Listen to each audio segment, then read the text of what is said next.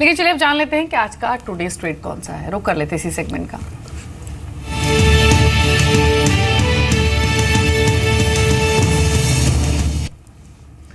Today's trade में हर रोज एक stock हम आपको बताते हैं जिसको टेक्निकल्स और फंडामेंटल्स दोनों ही पैरामीटर्स पर पिक किया जाता है। कल का स्टॉक आप देखिए डीएसपीसी, ये टुडेज ट्रेड के तौर पर बताया गया था।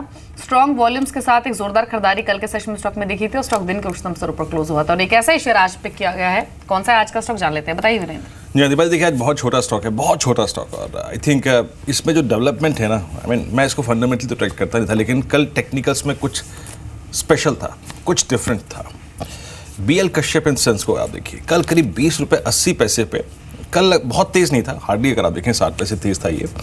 लेकिन जो सरप्राइज एलिमेंट था ना दीपाली, वो ये था वॉल्यूम इसके। भाई क्या बात है कि कल एक ऐसा स्टॉक जिसके अमूमन वॉल्यूम 60, 70, 80 हज़ार रुपये होते हैं, शेयर होते हैं, कल उसका वॉल्यूम था 7,75,000 शेयरों का। और यही नहीं है, आप देखिए ये वॉल्यूम पिछले 3 दिन से है, 4 दिन से, यानी एक दिन 1 लाख का, फिर एक दिन सडनली 8 लाख का, फिर अगर आप देखें एक दिन 6 लाख का, और कल करीब 7.25 लाख शेयर का वॉल्यूम। तो डिलीवरी वॉल्यूम अगर आप पिछले 5 दिन के औसत डिलीवरी वॉल्यूम्स देखें तो देयर इज अप्रॉक्सीमेटली 66%। मैं कल आपको एक चीज़ कह रहा था, याद रखिए कि इस दौर में अगर आप स्टॉक पिक कर रहे हैं तो मत जाइएगा डेली चार्ट को, मत देखिएगा वीकली को, मंथली को, क्वार्टरली चार्ट्स को देखिएगा। कुछ डिफरेंट हो रहा है। अगर स्टॉक को बहुत एक जेन्युइन और रिस्क रिवॉर्ड रेशो के लिहाज से एक बहुत डिसेंट प्राइस पर पकड़ना है ना, तो जाइए वीकली मंथली देखिए इस वक्त क्या रिस्क रिवॉर्ड रेशो है। और देखिए ये रिस्क रिवॉर्ड रेशो मेरे को अच्छा इसलिए भी लग रहा है क्योंकि फंडामेंटली आप देखिए, एक तो कंस्ट्रक्शन स्पेस को सरकार ने राहत दी है। Q1 में ये कंपनी अगर आप देखें लॉसेस के अगेंस्ट प्रॉफिट में आई थी, तो वो चीज़ तो है डेफिनेटली। इसके पीछे अगर आप देखें जो बेस है वो स्ट्रॉन्ग है। डेली को देखिए, वीकली को देखिए, मंथली को देखिए, काफ़ी स्ट्रॉन्ग सारे मूविंग एवरेजेस के ऊपर आ चुका है। एंड आई थिंक कुछ इसमें इंस्टीट्यूशनल इन्वेस्टर्स और आई थिंक HNIs जो हैं, इसको 19 रुपये 20 पैसे से लेकर 21 रुपये 20 पैसे के बीच में बहुत स्ट्रांगली लेकर बैठे हैं। तो नज़र रखिएगा इस स्टॉक पे। आई थिंक कल का टारगेट हम 38 लेके चल रहे थे, वो अचीव हुआ। आज का इसका टारगेट होगा लगभग 24 रुपये का। 19 रुपये 20 पैसे का स्टॉप लॉस रखिए क्योंकि वहाँ पर एक बेस नज़र आ रहा है। इस स्टॉक पर नज़र रखिएगा। अगर आपके ट्रेडिंग पोर्टफोलियो का एक छोटा सा हिस्सा ये डेफिनेटली हो सकता है। क्योंकि ये अपॉर्चुनिटी दे रहा है। मानस, बहुत संक्षेप में मैं आपका आउटलुक चाहूँगा इस पर, आप कैसे इसको ट्रेड करेंगे? देखिए फरवरी में मेरे ख्याल से 12 रुपए के आसपास के बेस बने थे और उसके बाद से लगातार स्टॉक का हाई टॉप्स हायर बॉटम बना रहा है। इम्पॉइंट ये है कि एक बार 24 और 26 रुपए का जो रेंज है स्टॉक वो ब्रेक कर ले। अगर वो रेंज ब्रेक होती है तो आप मान सकते हैं कि वहां से कम 7 से 8 रुपए का अपमूव देखने को मिलेगा। बट हालांकि stock higher tops higher bottom बना रहा है, जो इम्पॉर्टेंट मूविंग एवरेजेस है उसके ऊपर ट्रेड कर रहा है, इसलिए मैं अभी भी समझता हूँ कि स्टॉक पॉजिटिव है और कम से कम 24 से 25 रुपए के मूव जरूर देखने को मिल सकते हैं। वो टारगेट सेट करके चले, बट अपना स्टॉप लॉस 18 रुपए जो कि 100 दिनों का मूविंग एवरेज है उसके नीचे जरूर लगाएं। जी, खबरों वाले स्टॉक्स में एक सीएनसी कंस्ट्रक्शन कल इनफैक्ट स्ट्रॉन्ग बाइंग थी इस शेयर में और इस पूरे सेक्टर में इंफ्रा और कंस्ट्रक्शन स्पेस में एक अच्छी खरीदारी कल देखी भी थी नए आर्बिट्रेशन नॉर्म्स आने के बाद। आज खबरों में है सीएनसी कंस्ट्रक्शन पावर ग्रिड से 73 करोड़ का ऑर्डर मिला है ट्रांसमिशन लाइन को लेकर। आज एक्सटेंडेड मूव स्टॉक में शायद आए कल के मूव के बाद इस खबर की वजह से। एक केसी इंटरनेशनल पर भी ऑर्डर इनफ्लो की खबर है। कंपनी को 12 से 24 करोड़ के ऑर्डर मिले हैं। TND कारोबार के तहत 805 करोड़ के ऑर्डर मिले हैं। वहीं रेलवे बिजनेस में करीब 250 करोड़ के ऑर्डर मिले हैं कंपनी को। लेकिन दोनों स्टॉक्स आज चल सकते हैं। ये एक आप देख लीजिए BHEL इंडिया रेटिंग्स ने कंपनी की रेटिंग घटाकर AA+ की है और जो आउटलुक है उसको भी रिड्यूस किया है। स्टॉक कल 1% गिरा भी था। हाल ही में कई सारी ब्रोकरेज हाउसेस की जो रिपोर्ट्स आई भी हैं BHEL पर वो नेगेटिव ही रही हैं। सेल की ही सलाह यहाँ पर दी जा रही है। 100 बिलो 100 तक के लेवल्स की बात हो रही है। लेकिन सुनील, अभी श्रेय इंफ्रा की कुछ देर पहले बात की थी वीरेंद्र ने, CNC कंस्ट्रक्शन हुआ, केसी इंटरनेशनल हुआ, ये कुछ ऐसे स्टॉक्स है जहां पर कंसिस्टेंट हमने स्ट्रेंथ आते हुए देखी है और आज पॉजिटिव खबरों में भी है स्टॉक। इनमें से कोई शेयर आपके रडार पर रहेगा?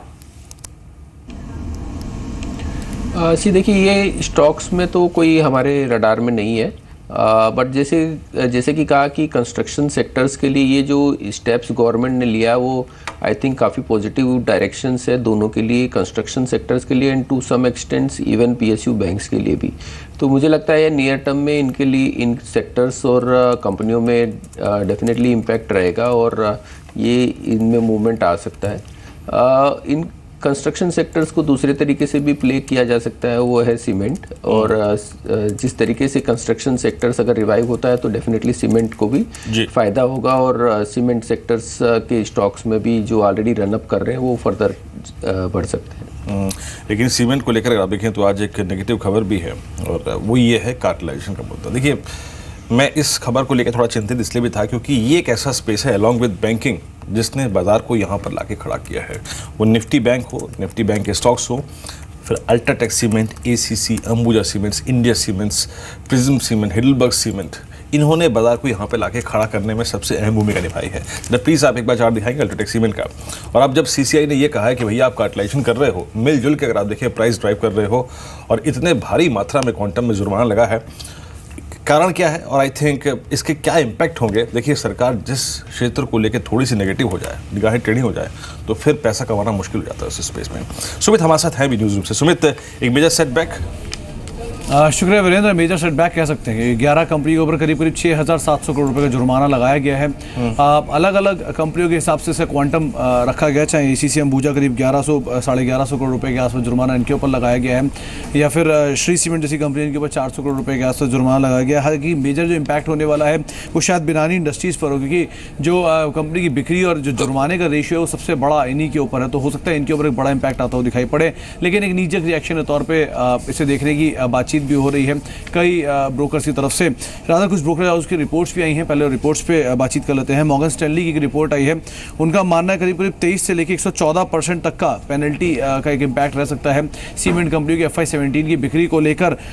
सप्लाई डिमांड को लेकर जो जिस तरह के फैक्टर बन रहे हैं, डिमांड ज़्यादा है, सप्लाई कम है, तो हो सकता है गोइंग फॉरवर्ड कंपनी के ऊपर इसका इम्पैक्ट या पॉजिटिव साइड पर ही आता हुआ दिखाई पड़े। लेकिन हाँ, मेजरली क्योंकि एक जो नेगेटिव न्यूज़ फ्लो है तो उसका एक इम्पैक्ट ज़रूर आता हुआ दिखाई पड़ेगा।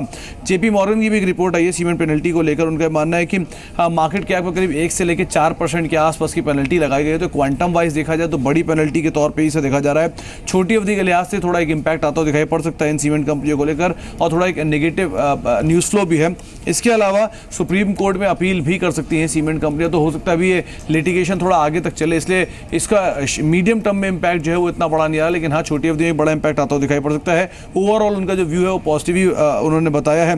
गोल्डमैन सैक्स की भी एक रिपोर्ट आई है सीमेंट स्पेस को लेकर। उनका श्री सीमेंट, एसीसी और अंबुजा, रादर श्री सीमेंट और एसीसी के ऊपर तो न्यूट्रल रेटिंग है, अंबुजा को लेकर उनकी एक सेल रेटिंग और 230 रुपये का टारगेट दे रहे हैं। उनका कहना है कि करीब 26% की एक सालाना ग्रोथ गोइंग फॉरवर्ड देखने को मिल सकती है। 7.5% के आसपास की बिक्री में भी, मुनाफे में भी एक इंप्रूवमेंट की उम्मीद गोइंग फॉरवर्ड लगाई जा रही है। हालांकि जिस तरह की डिमांड आ रही है घरेलू फ्रंट पे सीमेंट स्पेस को लेकर या कंस्ट्रक्शन एक्टिविटी में इंप्रूवमेंट आता है तो इतना बड़ा इंपैक्ट नहीं होगा इस नेगेटिव न्यूज़ फ्लो को लेकर। तो मेजरली जितने भी ब्रोकर्स आए वीरेंद्र, उनका यही मानना है कि एक नियर टर्म में, शॉर्ट टर्म में एक इम्पैक्ट आ सकता है नीचे के रिएक्शन के तौर पे, लेकिन हाँ, मीडियम टर्म में और लॉन्ग टर्म में कोई बड़े इंपैक्ट की उम्मीद नहीं लगा रहे हैं। शुक्रिया सुमित आपका। तो ब्रोकर हाउसेस की रिपोर्ट्स भी आपने सुनी और फर्म्स का मानना यही है कि इस पेनल्टी का नियर टर्म में डेफिनेटली इम्पैक्ट आ सकता है। और नियर टर्म पर्सपेक्टिव से अभी हम बात कर भी रहे हैं, और ज़रूरी इसलिए है बात करना है क्योंकि बीते 3 महीने में, 4 महीने में ये पूरा ही स्पेस एक आउट परफॉर्मर रहा भी है। तो क्या इस खबर की वजह से प्रॉफिट बुकिंग हावी हो सकती है, ये जान लेते हैं। मानस, खबर क्योंकि नेगेटिव है और ये स्टॉक्स काफ़ी चल भी चुके हैं, तो वाजिब है कि शायद आज के सत्र में थोड़ी सी प्रॉफिट बुकिंग स्टॉक्स में दिखे। क्या आप इस प्रॉफिट बुकिंग के माहौल में कोई स्ट्रैटेजी बनाना चाहेंगे शॉर्ट साइड पर, या फिर ऑन डिप्स आप बायर ही रहेंगे? देखिए, ज़्यादातर सीमेंट काउंटर्स चार्ट से पॉजिटिव लगते हैं क्योंकि बहुत ही clear higher tops higher bottoms बन रहे हैं चार्ट्स पे, और कुछ स्टॉक ने तो लॉन्ग टर्म चार्ट से ब्रेकआउट भी दिया है। तो जो ट्रेंड है, जो बेसिक ट्रेंड है वो काफ़ी पॉजिटिव है। ऐसे निगेटिव न्यूज़ के चलते ज़रूर हमें करेक्शन देखने को मिल सकता है, बट ये वाजिब भी है क्योंकि हायर टॉप्स हायर बॉटम बनते हैं तो एक छोटा सा करेक्शन देखने को मिलता है, और वो करेक्शन के लिए रीज़न भी ज़रूरी होता है। तो वो एक छोटा सा रीज़न है। मैं समझता हूँ कि ट्रेंड अभी भी पॉजिटिव है और ज़्यादातर स्टॉक्स में हर गिरावट पे खरीदारी करनी चाहिए। स्पेशली अगर ट्रेडिंग के तौर पे हम देखें तो मैं समझता हूँ इंडिया सीमेंट एक ऐसा स्टॉक है जहां पर अगर गिरावट आती है और 147-145 के लेवल्स देखने को मिलते हैं तो यहां पर बिल्कुल खरीदारी करनी चाहिए। 139 के नीचे स्टॉप लॉस रखें। जो स्टॉक का पोटेंशियल है वो करीब करीब 165 तक का है, तो और मैं समझता हूँ कि वो 165 के लेवल्स आने वाले 2 से 3 हफ्ते में स्टॉक दिखा सकता है, तो यहाँ पर गिरावट पे खरीदारी करने की राय रहेगी। तो ऑन डिप्स बाहर रहेंगे मानस इंडिया सीमेंट्स पर, जहां पर 165 के टारगेट्स ये नेक्स्ट 2 वीक्स में एक्सपेक्ट कर रहे हैं।